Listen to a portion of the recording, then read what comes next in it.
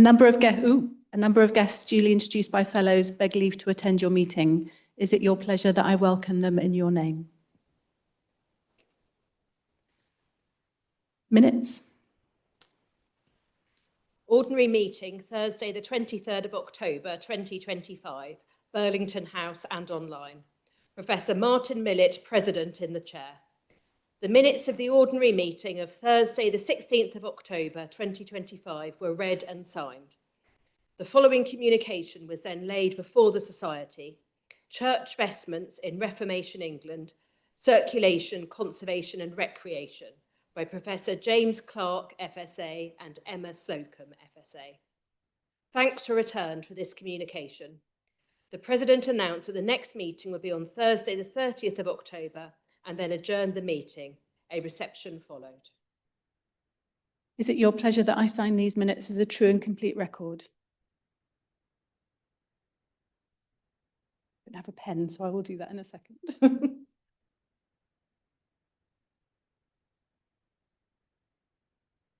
Admissions.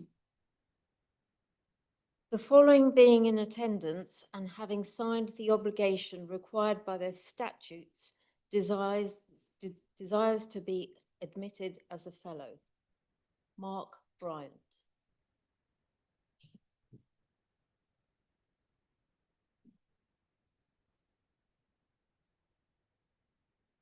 By the authority and in the name of the Society of Antiquaries of London, I admit you to a fellow thereof.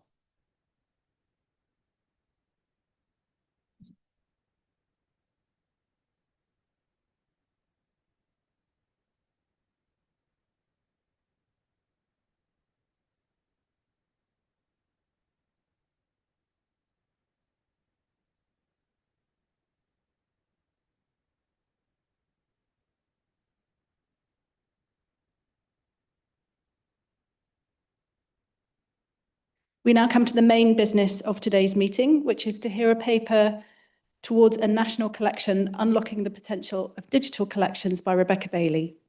Rebecca is Programme Director of Towards a National Collection. She's assigned to the programme full-time for 7 years, so another 2, I think, by Historic Environment Scotland, where she's worked since before the millennium. Prior to her current assignment, she coordinated research funding and a PhD programme, initiated a series of touring exhibitions in museums and historic properties throughout Scotland, and curated 2 substantial exhibitions in Nanjing Museum in China. She was principal investigator of the related international research project, Producing Consuming Romantic Scotland, from 2014 to 2024. From 2014 to 2024, she was president of the International Confederation of Architectural Museums and an advisory council member of the International Council of Museums. Rebecca.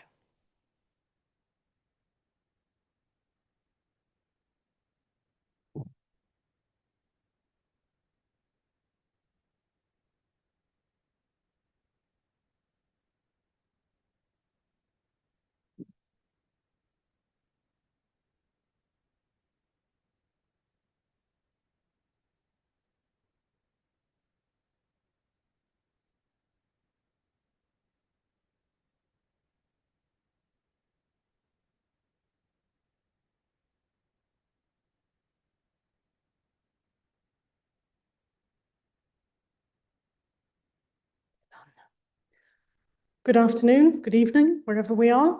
It's fantastic to be here in this wonderful space, this great audience, including, of course, all of those online. So thank you very much for turning out to hear about what Towards a National Collection has done, is doing, and might do.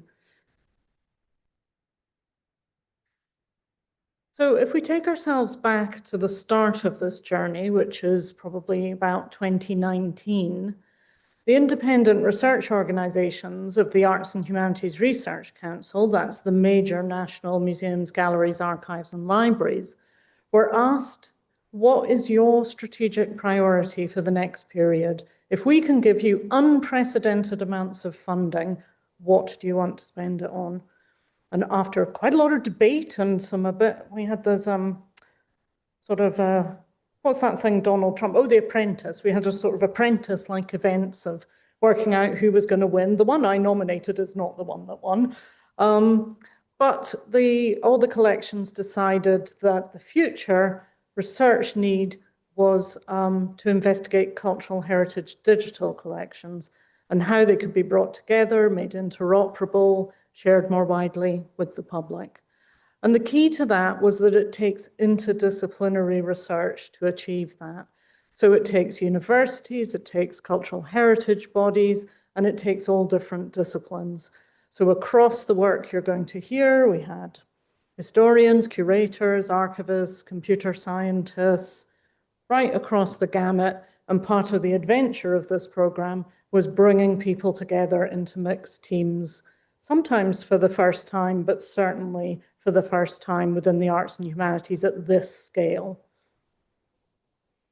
So the idea of Towards National Collection is to support research that breaks down the barriers that still exist, between the UK's outstanding cultural heritage collections, with the aim of opening them up to new research opportunities and encouraging the public to explore them in new ways. I always like to start with the money. So here's how much we had to spend. So the strategic priorities funding, we had 18.9 million for 5 years. Sounds quite chunky, but we spent it quite easily. And the current piece of work, which I'll talk about later, we have another 2.5 million. So we've done reasonably well. All of that money comes from UKRI, UK Research and Innovation, through the Arts and Humanities Research Council. And the work has been led and coordinated by a programme directorate based at my home institution, Historic Environment Scotland, which is one of the biggest of the IROs across the UK. And you'll hear as I go through that part of this, from quite an early stage, was about building a business case for significant further investment. Never one to sit on our laurels. We were always thinking ahead to, could we actually encourage UKRI and the government to invest in a future digital collections infrastructure. So when we started in 2020, we started with a series of foundation projects, as we called them. These were all led by independent research organisations, and they kind of looked at all the aspects that the sector felt we needed to progress, we needed to understand, we needed to investigate before we really got into large-scale research. So at the Science Museum, they had a very clever project, bringing together messy data, connecting it to external data, a real technical exploration that several of the projects have built on since. At the V&A, they were looking more at born digital material and the challenges that brings, and made some good recommendations for the future.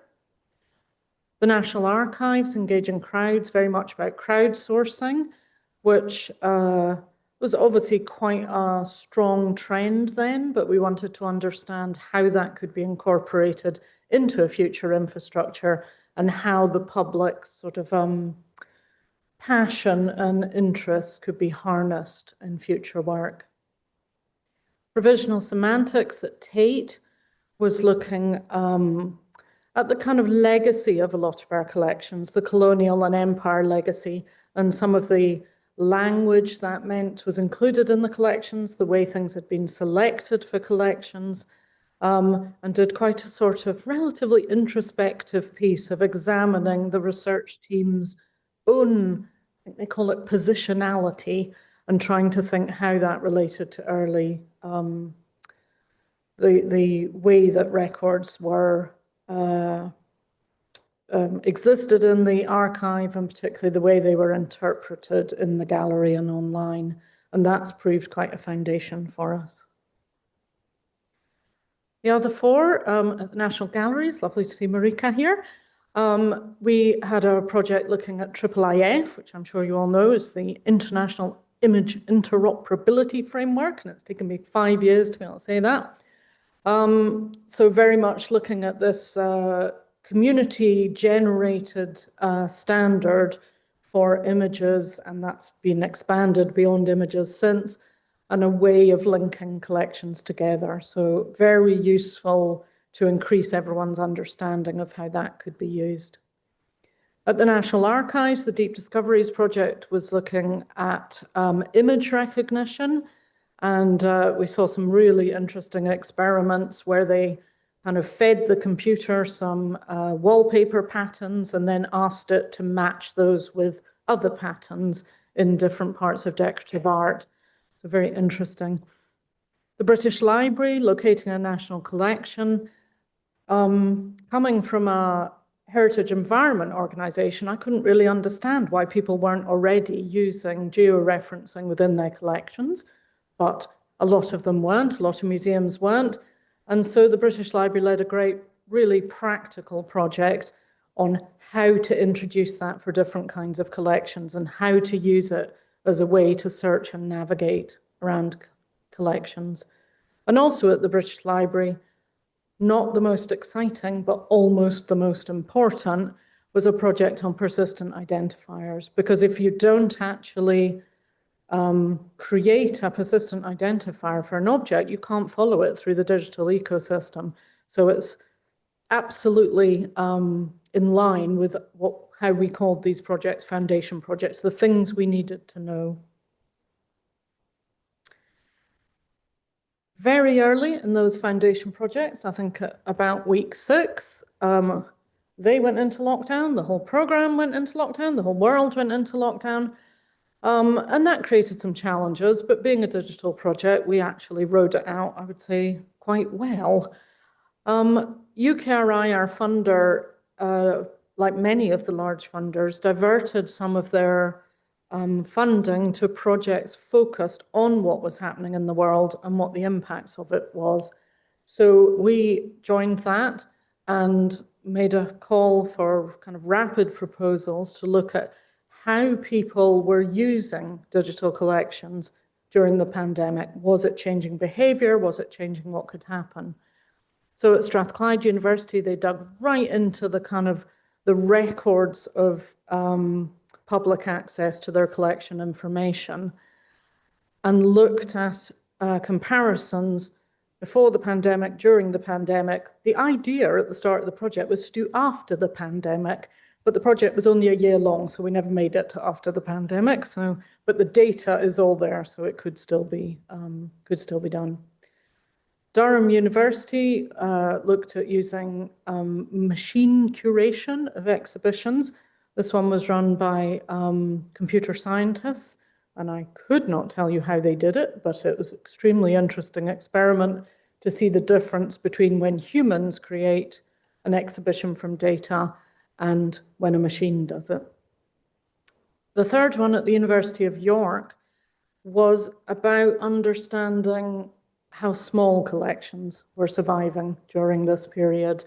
And this one was really fundamental to us for our understanding going forward and remembering that the sector is not just the national collections. There's a whole ecosystem across the country made up of collections of all different sizes, and everything they hold is of interest to research, which is one of our key motivations.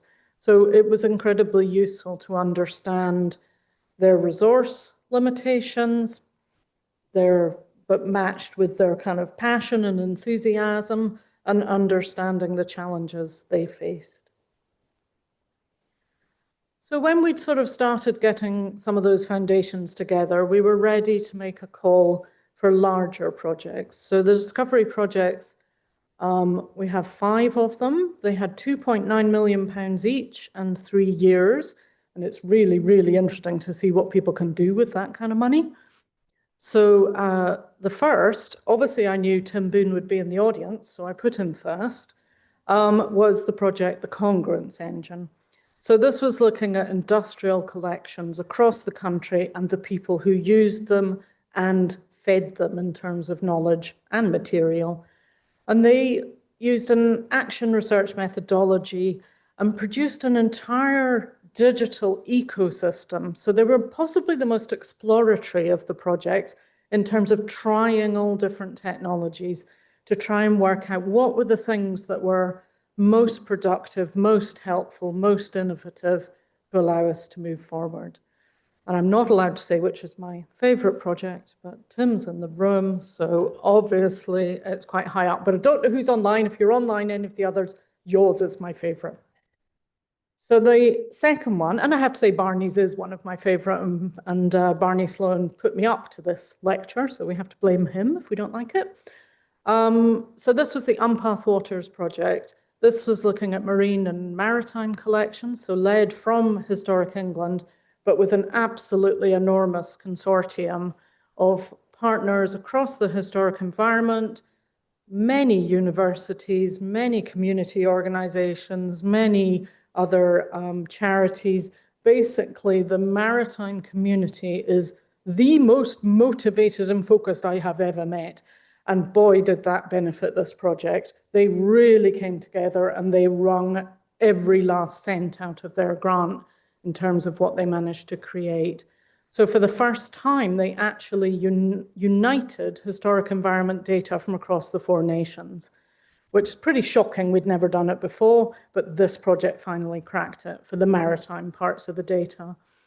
They also worked with all sorts of community groups. They worked with the fantastic project called Message in a Bottle, so if you're familiar with that, which is about literally the records of the messages in a bottle that wash up on our shores from tragedies, shipwrecks, and trying to incorporate that information into the historical record to help feed what we understand and what we know about different parts of the maritime environment.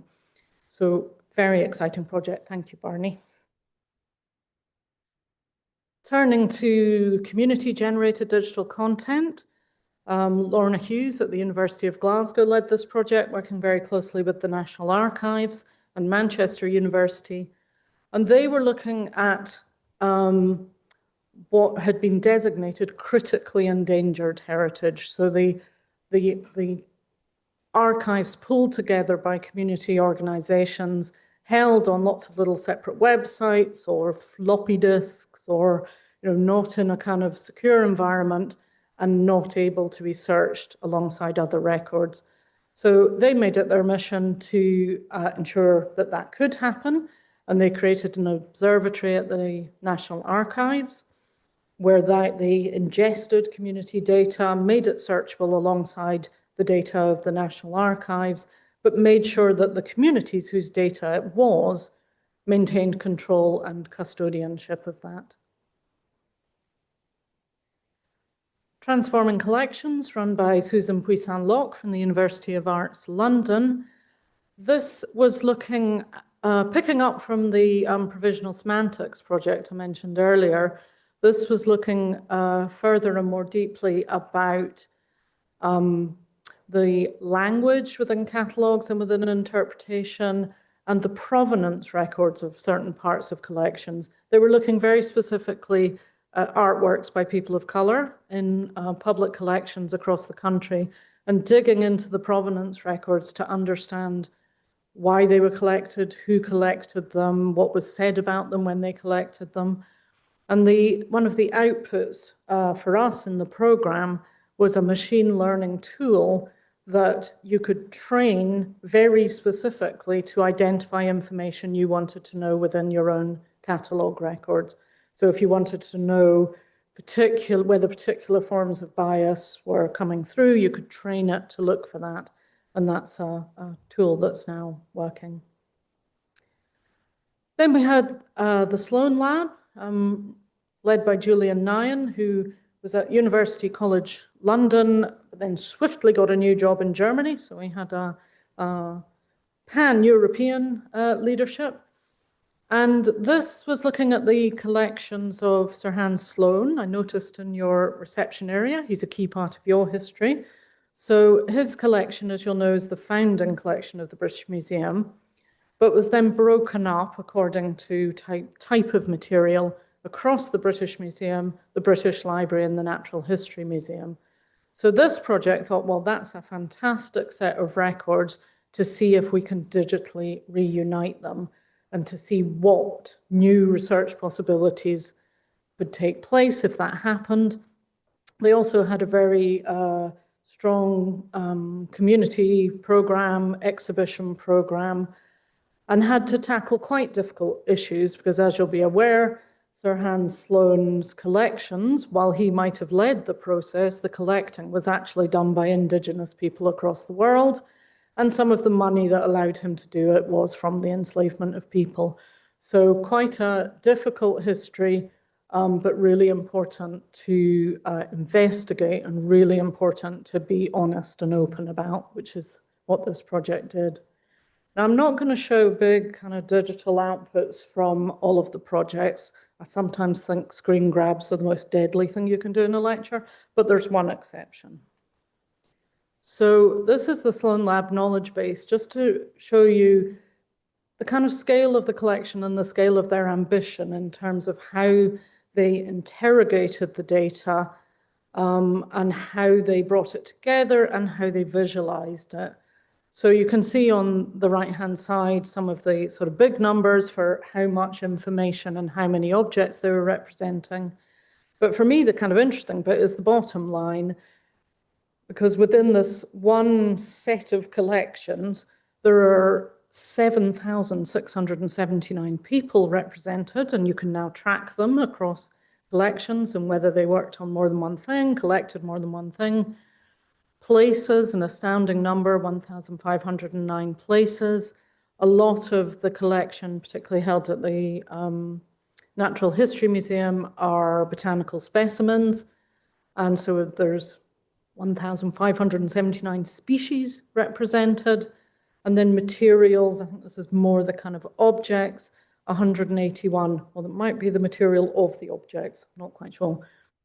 And you can see quite how global the collections are. So just simple visualizations like this that show where the material was collected around the world and where the concentrations of it were, are just a kind of clever tool for showing the breadth of the collection. They also, you can have a play on this is online. You can also look at all the people. So you can have all their portraits. You can literally have 1,000 things on your screen. You have to have astonishing eyesight, and then obviously you can drill in. And all the specimens, you can pull up whole sets of specimens. You can also look at the original documents and see how they were transcribed and are now included in the catalogue. Because Hans Sloane kept fantastic records, but then he did an awful lot of marginalia. And the marginalia is actually the bit that says, and this is the number that you can now find in that herbarium. So for the team to find a way of using technology to transcribe something like that, where you've got different categories of information, was one of the major challenges. So one of the things we're quite pleased about, I guess we could have done better, is the spread of where our projects were based and their partners. If anyone in the room or online is from Orkney or Shetland, I have to make an official apology on the behalf of Scotland that Orkney has been annexed to the north of Scotland and Shetland is missing. But don't tell my employers, because this is a sackable offence where I come from, but I did not create this slide. So this is to show you these are not our air miles. You'll be delighted to know these are the connections between all the partners. So you can see where the foundation projects were working, the COVID projects and the discovery projects. And in terms of scale, the discovery projects alone involved 15 universities, 63 heritage organizations, and in total more than 120 researchers. So this was a fantastic endeavor at our kind of full scale. And you can see some of the projects were working internationally as well. I do confess I did have to get on a plane to go to Australia, but that's all. So none of this technology, none of this cleverness happens without people. And these are some of our people.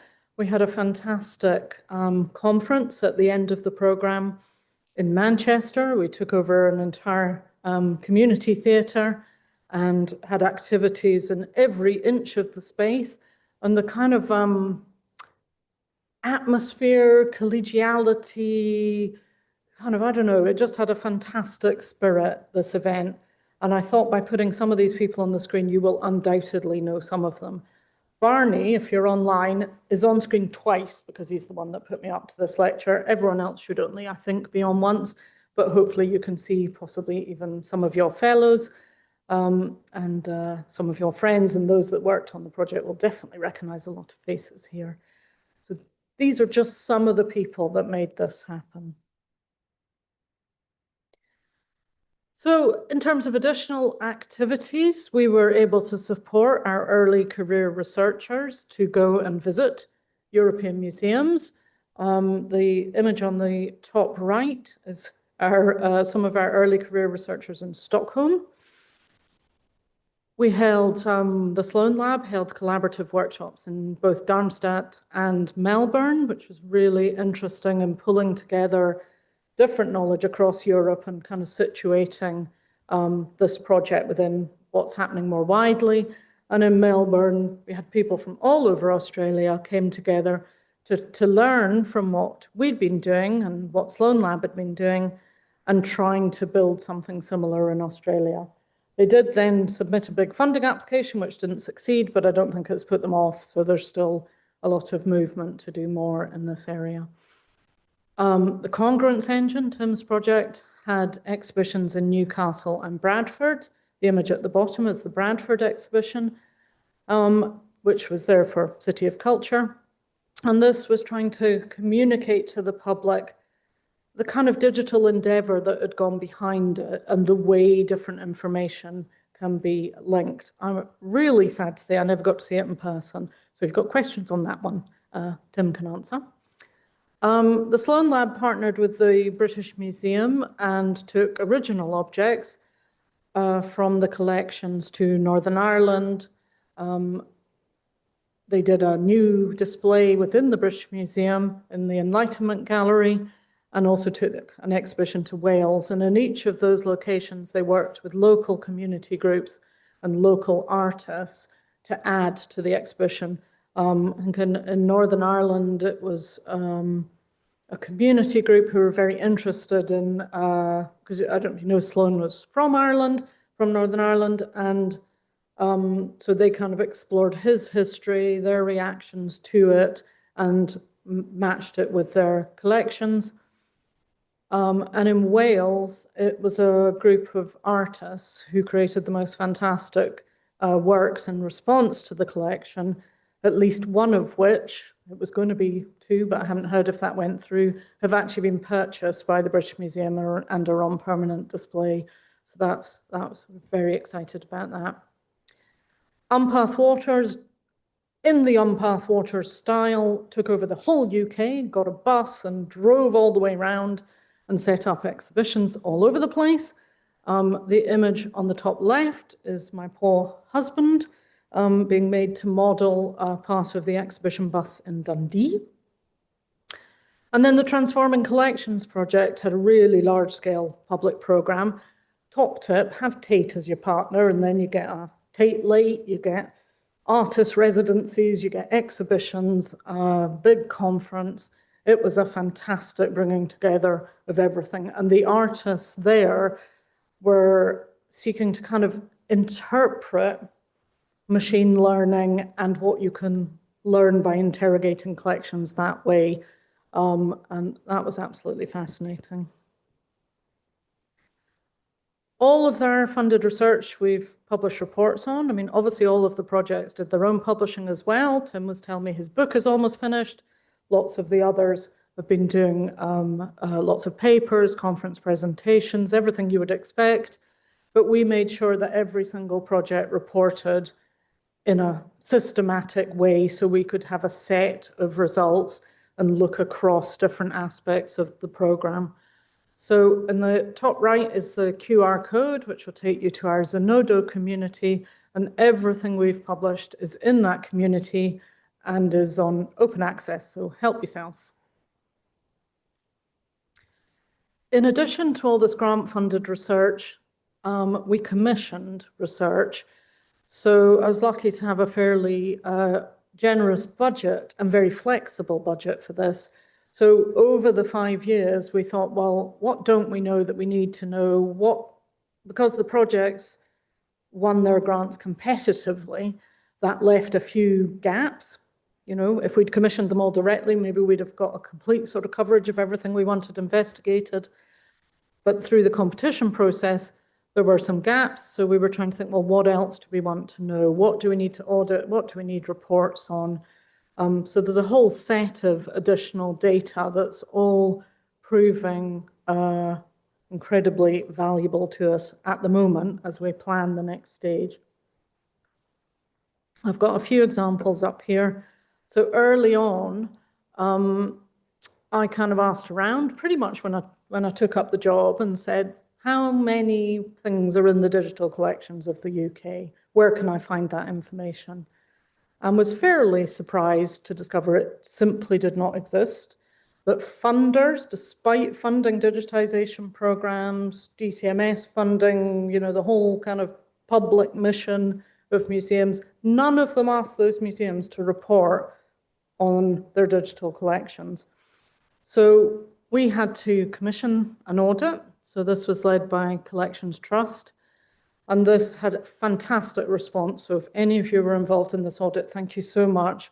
It was the highest response there's ever been, ever, apparently, to this kind of audit, according to the people who did it. But I think they're right. So 230 institutions across the UK responded. And between them, at this point, this was late 2021, they held nearly 146 million item level records, but over 50% of those were held by only 6 institutions. And it wouldn't take you terribly long to guess who they are. And that is a real problem. It's a real problem for research, it's a real problem for the public, and it's a real problem for me going forward. If I'm going to try and get money to create a digital infrastructure for the future, it can't be for those 6 collections. It has to be much broader. So it made it very, very clear to us that any future funding needed to include the funding of digitisation, and we needed to try and level the playing field across different collection types, different collection sizes, different collection geographies. It's going to be tough to get enough money to do that really well, and we will never say we're going to do everything. But that's got to be a core part of the mission going forward. We, quite early on as well, we had Andrea Wallace do a scoping report on open access and copyright. She got totally carried away and did about 3 times as much work as we paid her to do. It was absolutely fantastic and caused an awful lot of debate. And of course, this is still a really hot topic. The government's just done a consultation on this. Apparently they had the most responses ever, and hence the timetable for it has been extended while they try and get through them all. So I guess change is coming, but we don't know quite in what direction. We also went out and asked our users, what do they want for the future? There's a quote here from them, or a summary from them. They want more digitised material for enhanced search and discovery, established frameworks for interoperability, sustainability, and collaboration to ensure a more inclusive and interconnected digital cultural heritage research environment, which is very kind of them, because that's exactly what I'm trying to get money for. We are just about to start, like literally next week, some further research with academics. So if you get asked by my colleague William Owen, if you'd be willing to do a more detailed interview on this, please say yes, because we really want to know what you want and how you want to interrogate data for your research. And a quite interesting one was our total economic value study. So at vast expense, courtesy of the HRC, we commissioned some very clever economists to come up with a way of measuring how the public would value a future national collection. And the headline result of that is this is the general public, this is not academics, this is not special interest groups, the general public would value the creation and sustainability of such a thing at £425 million a year. Now, we're not going to charge them that, obviously, but using standard economic methods, that's how much they value it. And one of the really interesting things to me was why they valued it that high. And it wasn't because they wanted to use it for themselves. It's because they wanted it to inform the survival and sustainability of the heritage of the UK. They wanted their historic environment around them to be informed by this, and they wanted the UK's collections to be the wonders of the world. So they were very outward looking in why they felt this was important. And that was fantastic for us to hear. And apparently 425 million is good. I had to ask the economists if that was good, but apparently it is. So we like to think at this stage in the process, we've been increasing accessibility, enabling new research, enhancing public engagement, addressing historical legacies, promoting innovation, improving heritage management, demonstrating value, and developing skills. And in terms of benefits, just very few here, but obviously we've been encouraging the adoption of standards and tools. I talked about persistent identifiers and IIIF. We'd really opened up the debate around copyright and open access. We've been sharing our research into the use of machine learning and AI. We're starting to make the case for large-scale digitization and starting to make the case for substantial funding. So with all of this knowledge, we thought it was sensible to come up with some recommendations for the sector and very much for the sector's funders on how to unlock the potential of digital collections. So we created this document, we launched it at our conference, and this is essentially a call to action so that cultural heritage organisations and funding bodies can come together in the development of an inclusive, accessible, interoperable and sustainable UK digital collection. Now, I do have a prop at this stage. It's a beautiful book. I did not bring loads of copies, but I don't want to take this one home if anyone wants it. It's slightly dogged from me reading it again this afternoon. But if you want it, and if anyone wants a paper copy, I've got a few more in the office, and if you contact me, my email will appear at the end. I can send you them. But it's completely digitally accessible, of course. So we didn't put this together by ourselves. We consulted 50 different organizations, including all of our research teams, lots of the big IROs, lots of the sector bodies. We did 2 rounds of consultation. I'm really glad we did that because it meant we could put out a quite rough version, take some pretty fundamental comments, do a substantial rewrite, and then put it out again. And then funnily enough, some really important things only came up in the second round. I don't know what happened. Everyone forgot about environmental sustainability in the first round and suddenly remembered it in the second round. On the left, you can see it's published in Welsh. I'm particularly keen to get rid of my Welsh copies from my office. So if anyone reads Welsh or has colleagues in Wales who might like it, please let me know. Also available digitally, the Welsh version. So we came up with 10 recommendations around selection, production, skills, reuse and rights management, access and engagement, security, preservation, impact, models and frameworks, and experimentation.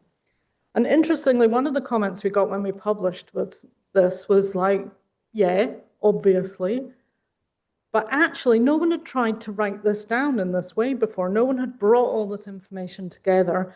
And prior to this programme, they weren't able to evidence it either. And if we're going to get this funded in future, there has to be evidence to show that it can be done and the impact of it. So I'm not going through them all, you'd be pleased to know. But skills are obviously absolutely essential here. We recognise there's really strong skills with collections in terms of research, knowledge and cataloguing, but that in many places the digital skills are not there yet, and that people working in collections now need to understand the digital, even if their job is not digital. It's not up to the IT team anymore, it's up to everyone. Reuse and rights management, key issue here, of course. And we didn't go as far as saying everything has to be open because we're realistic and understand the different copyright regimes that collections have. But we were trying to encourage people, if they were creating new data, to make it as open as possible right from the beginning. Access and engagement. We were learning from the projects about different ways people like to search data, view data, how you could visualize it, and how important that is. Preservation, no point us doing this if the collections, digital collections aren't safe, if they can't survive change. We've all known that for a long time, but not everyone is top of their game in doing it because it costs money, and it's something we're thinking about for the future. To go along with these recommendations, we commissioned a team at Oxford University to create a whole training course around this. This is available online through this QR code. And we just had summaries of it in the report because we wanted to emphasize, particularly to kind of decision makers and funders, that we weren't just putting these out there and hoping people got it. We were actually supporting the skills development needed. These training materials are aimed at smaller collections with less experience, but I would have to say they're probably pretty useful for some of the larger collections too. And the AHRC is supporting these to be kept alive, kept developed, and promoted going forward. So moving into kind of where we are now, I've been talking to a lot of people recently about infrastructure, and I've discovered quite a blocker just from that word. Everyone understands something different about infrastructure. When I talk about it, when I'm trying to get money for it, this is the kind of infrastructure I'm talking about. So the facilities, resources, and services that are used by the research and innovation communities to conduct research and foster innovation in their fields.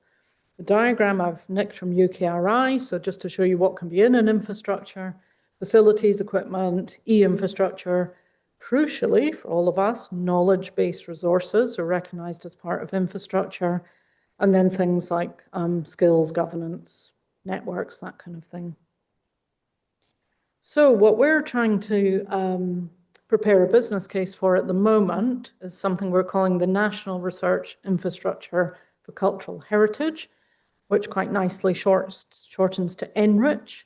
If you know the research councils, they love their acronyms, but I think I didn't make it. Chris Michaels did it about midnight before we had to submit the next morning, but it was a flash of genius because it's very simple and it expresses what we're trying to do. We're trying to enrich collections. So the vision for this at the moment, which will definitely evolve, is to unlock the unrealised research, innovation and economic potential of UK cultural heritage collections by creating the service provision, digital infrastructure and digitisation capability needed to develop an inclusive, unified, accessible, interoperable and sustainable UK digital collection. It will enable a generational step change in sector value, effectiveness, efficiency, and excellence. And I hope we can all agree that that is something that we should be striving for. The diagram just shows you very, very early thoughts on how it might be structured, and these are drawn from the existing infrastructures, but none of them are terribly far through their life yet. So we have the advantage of following them. So we want to see how the Riches programme around heritage science, how these kind of models play out, the CoStar about convergent screen technology, how they're working and making partnerships across the country and having specialist facilities across the country, and DISCO, which you're probably aware of, which is coming, if it's signed off, for natural history collections. So we're in a great position of being able to learn from them. So I mentioned earlier, we currently have 2.5 million. That's to do something that UKRI calls preliminary activity, which is about de-risking your future business case. And TANK, Towards a National Collection, could have been absolutely made for this funding programme because it's designed, if you've already done a whole period of research and development, you kind of know where you want to go, but you're not ready to write a full business case. You need to do some more investigation. That's what this funding is for. HRC got the money from within UKRI and granted it over to me at Historic Environment Scotland to spend it. So we're investigating the scope, costs, risks and impacts of an infrastructure. We're doing that across these 4 areas. On Monday, if you're on our LinkedIn or Blue Sky feeds, you will see that we're launching procurement for a team or individuals to investigate the cybersecurity, incredibly important now, of actually creating a future infrastructure and what we need to do and not do to make it as secure as possible. On Monday, we're also launching a project on environmental impact and sustainability.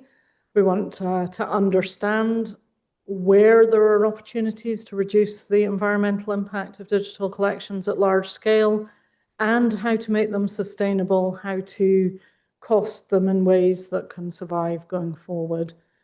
The ethical framework we're doing a little later in the programme, so we haven't written the full spec for that yet, may well focus, as you might expect, on AI. We're then actually building a prototype of the future infrastructure.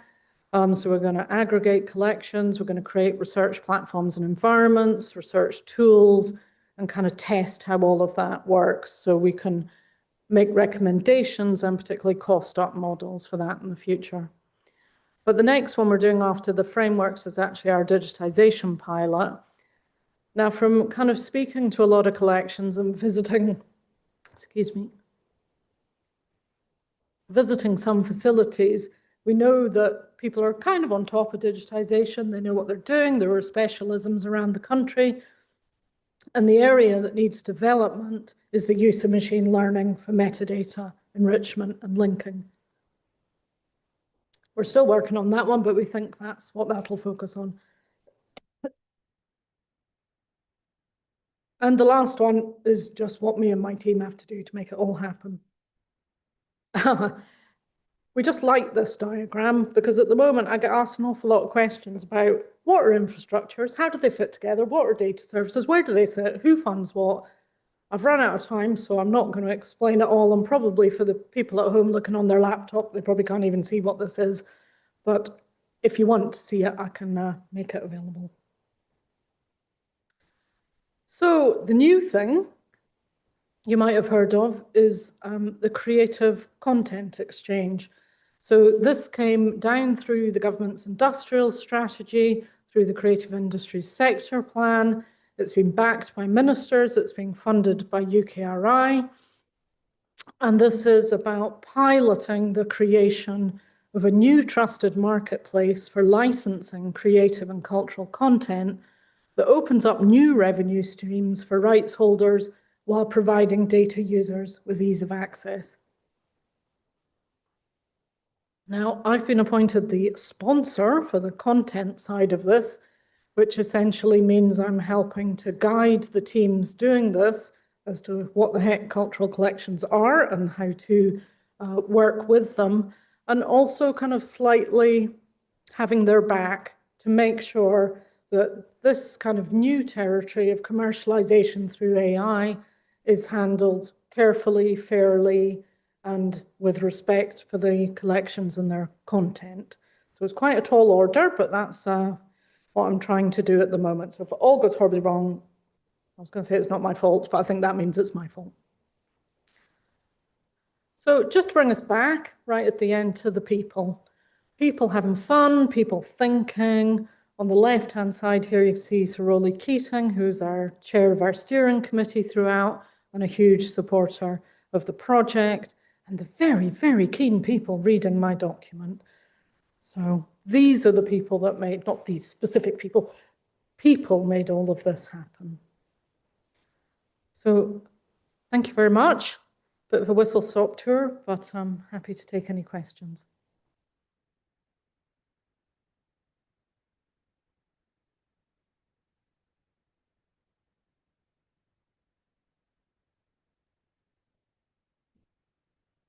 of enormous scale and endeavour. Can I take Chair's privilege and ask a really difficult question probably, which is, if you were starting it again now, is there anything that you would do differently? So, I mean, you talked about the open competition as opposed to just telling people what you would like them to do. Are there things that you would sort of set up differently in the structure of the project? Yes, and I wouldn't cancel the open competition at all. But what we didn't do, because I was the first programme director to be appointed at AHRC, others have followed. This was the second strategic priorities project, but the first one with its own kind of directorate and setup, is we weren't clear, probably because we didn't really know, exactly how we needed relationships across the projects to work. So Tim's nodding because he's totally with me on this one. So there were some expectations that this was just like getting a normal grant. So you make your pitch, they say yes, you get the check, and you report back in 3 years. This is not that kind of program. I hope you got that from everything I've said. So I think we could have been better and clearer at stating right up front that we needed everyone not just to work together within their own teams, but work together across the project. I would say by the end, they absolutely were. All those images from the conference show how everyone finally came together, but it was a bit tricky to start with. Okay, thank you. Can I invite any questions from the floor? Marta? Can I just ask for you to wait for the microphone to come to you if you have a question so it can be heard online? Thank you for the presentation. In the slide about the project prototype, you mentioned the use of ethical AI. So I wonder, what would you say as an ethical consideration when it comes to using artificial intelligence for collection digitization? Ooh, that's a tricky question. I've got a new member of staff starting in January who's a specialist in this. Can I defer it? I think there's lots of issues around the sensitive content within data. I was having no, maybe I can't say that in public. Okay, yeah, so there's lots of different kinds of content, that you might not want just used any which way. There's also, of course, at the moment, exploitation of data. So every single collection I've spoken to has had their data scraped by AI. So it's being used in large language models, but without their involvement or permission. And the Creative Content Exchange is designed to not exactly regulate that, but regularize relationships and get, what does the project lead call it? She calls it fair exchange, getting a fair exchange between the commercial partners and the collections. So there's a lot of stuff in there, but AHRC, particularly through its BRAID program, is funding a lot of research into this.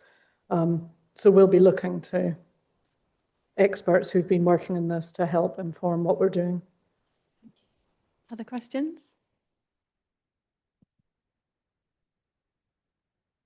Hello, thank you.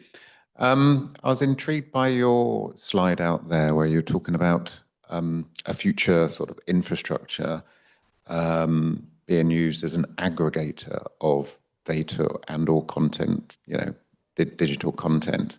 So I'm intrigued about how you see the relationship of this ambition. What is your ambition? And how does it relate to the Museum Data Service as well and where they're going? Thank you. I'm going to put my diagram back up because you might not have spotted them. Right. So the Museum Data Service are one of the purple bits in the bottom left. So they are currently funded by UKRI by AHRC and UKRI as a data service. So they're a data service, not an infrastructure. But now they're in the AHRC family, we are together. So we are starting to talk to each other. And if we manage to secure substantial funding for a future infrastructure, they need to be part of it. So hopefully the direction we're going in will offer them sustainability for the way they're doing things, because they're very popular with the collections they're working with. They're achieving a lot, but they don't have long-term sustainability of funding. So I hope we will be able to come together to help with that. Thank you. We've got questions online. And thank you for that answer, because we had a couple of questions about the Museum Data Service, so thank you for that. Another question that we've had online is, when you commissioned the survey of digital data across the UK, did you also estimate the scale of collections that remain to be digitised? Yeah, well, yes, I have a master spreadsheet created by Collections Trust of all the data they gathered, and it includes a column of what the collections say on their website is the volume of their full collection data, and then when they tell us what's digitized. So I couldn't quote it, it's very complicated, but yes, we know the kind of proportion within individual collections, but it wasn't the main purpose of the study, so it's simply taken from their websites. Thank you. And Shahina, did you have a question? Thank you very much. That was that's an amazing amount of work that you've done, and the scope is just incredible. I can see and understand the huge advantage of these projects, but I have a couple of concerns, and one of them is the more we digitize, I worry about how distanced people become when they're doing their research from the actual assemblage. And the other is about metadata and data entry, and how restrictive that can be, and how you can lose information in a database because we are restricted by the search fields that are created for us to search on. On the first one, we didn't do specific research on that, but we did look at other people's research. And in the early days of digitization, the experience was increased traffic to see the original material. So by exposing the data, more people came to see it. Whether that was seeing it on display or using it for research, I'm not 100% sure.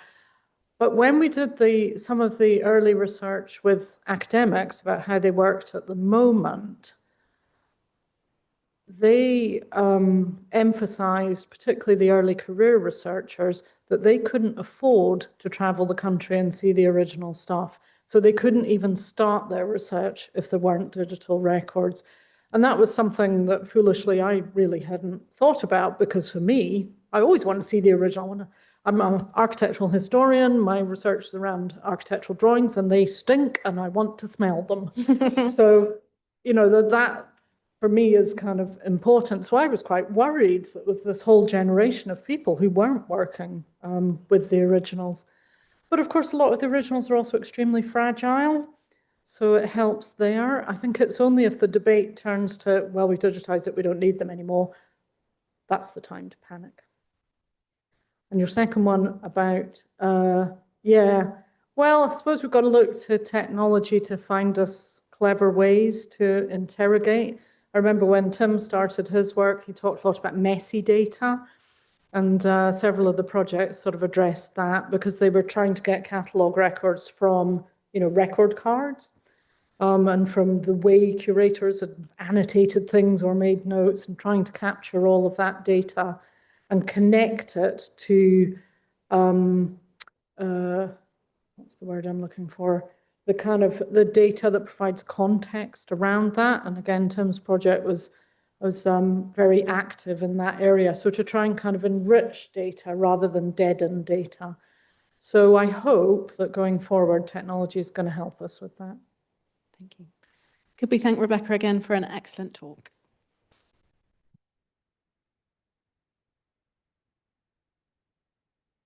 I give notice that the next meeting will be an out-of-London meeting in York at Huntington Room, King's Manor, on the Thursday, the 6th of November 2025, when we will hear a paper, An Etruscan Lady in York, the Grand Tour and Antiquarian Collections in the Yorkshire Museum, by Professor Maureen Carroll. The meeting stands adjourned and a reception will follow.